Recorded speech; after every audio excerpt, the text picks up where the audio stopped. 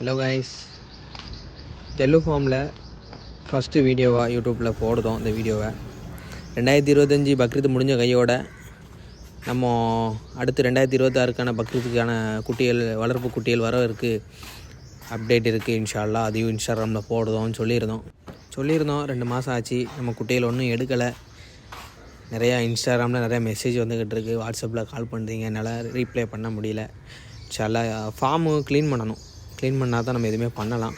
காரணம் என்னென்னா, இதுக்கு முன்னாடி இவ்வளோ நாள் நம்ம குட்டி வளர்த்துருந்தோம், அதுக்கப்புறம் நம்ம ஒன்றும் எடுக்கலை. அப்படிங்கும்போது பக்ரீத் முடிஞ்ச கையோட நம்ம என்ன செஞ்சுருந்தோம்னா, செட்டை க்ளீன் பண்ணோம்.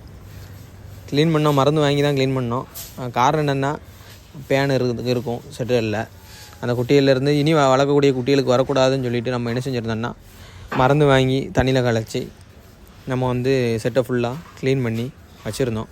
இப்போ நம்ம 2 மாதம் அடைச்சனால தான் இவ்வளோன குப்பைகள் எல்லாம் வந்துச்சு. இப்போ அதெல்லாம் க்ளீன் பண்ணி போட்டிருக்க வீடியோ தான் இப்போ நீங்கள் பார்க்கிங்க.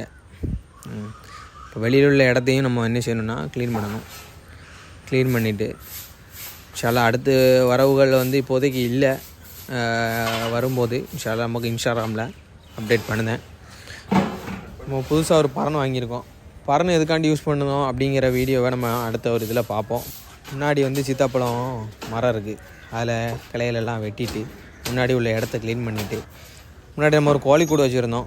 இடத்த நமக்கு ரொம்ப அடைச்சிக்கிட்டு இருந்துச்சு. அதெல்லாம் எடுத்தாச்சு. அப்படிங்கும்போது நல்லா நமக்கு ஸ்பேஸு கிடச்சிருக்கு. இது பார்த்திங்கன்னா சாணி தான், வேறு கிடையாது. சாணியை நம்ம என்ன செஞ்சுருக்கோம்னா தண்ணியில் நல்லா கரைச்சி செட்டு ஃபுல்லாக தொளிக்கணும் அப்படிங்கிறத பிளான் பண்ணியிருக்கோம். காரணம் என்னென்னா, இன்னும் வரக்கூடியது சின்ன குட்டியில் எடுக்கலாம்ட்டு பிளானில் இருக்கோம். சின்ன குட்டிங்கும் போது ஒரு 2 மாதம் 3 மாதம் குட்டிகள். அப்போ அதுகள் மண்ணை அதிகமாக திங்கும். இப்போ மண்ணை திங்கக்கூடாது அப்படிங்கிற ஒரு கான்செப்டுக்காண்டி நம்ம என்ன செய்தோம்னா, சாணம் வாங்கி ஒரு தொழுவில் போய் தான் எடுத்துகிட்டு வந்து கலக்கி நம்ம என்ன செய்யணும்னா செட்டு ஃபுல்லாக தொளிக்கணும். தொளித்து மண் நமக்கு கிளம்புது. அதே சமயத்தில் சின்ன குட்டியில் எடுக்க போகிறோம், அதுவும் என்ன செய்யக்கூடாதுன்னா மண்ணை திங்கக்கூடாது. மண்ணை திண்டுச்சுன்னா செரிமான தன்மை இருக்காது குட்டிகளுக்கு. வயிற்றுப்போக்கு வரும் குட்டிகளுக்கு. இறை ஒன்றும் எடுக்காது குட்டிகள். அதுக்கப்புறம் என்னென்னா இழப்பீடு கூட ஏற்படும். நம்ம தொளிச்ச வீடியோ தான் இப்போ பாக்கிங்க. காலைல ஒரு 11 மணி இருக்கும்.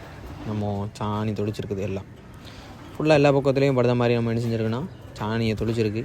குட்டிகளுக்கு மண்ணை திங்கக்கூடாது, அதே பட்சத்தில் மண்ணும் கிளம்பக்கூடாதுன்ட்டு.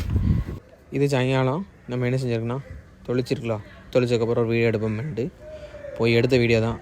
நம்ம யூடியூப் சேனலில் வளர்ப்பு முறைகளை பற்றி நம்ம வீடியோ போடணுன்ட்டு இருக்கோம். இன்ஷா அல்லாஹ் யாருக்கு ஏதாவது தெரிஞ்சுக்கணும் அப்படின்னா கண்டிப்பாக கமெண்ட் பாக்ஸில் கமெண்ட் பண்ணுங்கள் உங்களோட சந்தேகங்களை.